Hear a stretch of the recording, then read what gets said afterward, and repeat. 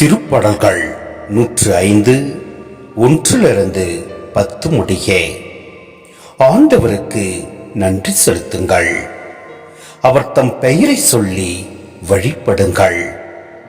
அவர் தம் செயல்களை மக்களினங்கள் அறிய செய்யுங்கள். அவருக்கு பாடல் பாடுங்கள். அவரை புகழ்ந்தேத்துங்கள். அவர் தம் வியத்தகு செயல்கள் அனைத்தையும் எடுத்துரையுங்கள். அவர் தம் திருப்பெயரை மாற்றிப்படுத்துங்கள்.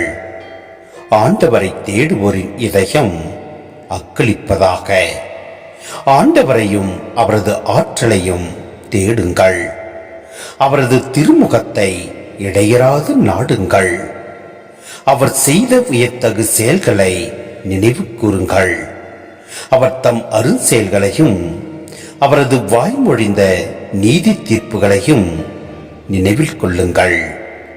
அவரின் ஊழியராம் ஆபிரகாமின் வழிமரபே, அவர் தேர்ந்து கொண்ட யாக்கோப்பின் பிள்ளைகளே, அவரே நம் கடவுளாகிய ஆண்டவர்.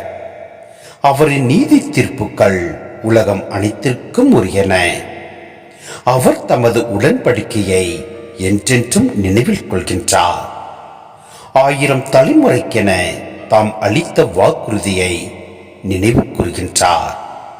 ஆபிரகாமுடன் தாம் செய்து கொண்ட உடன்படிக்கையையும் ஈசாக்குக்கு தாம் ஆணையிட்டு கூறியதையும் அவர் நினைவில் கொண்டுள்ளார்.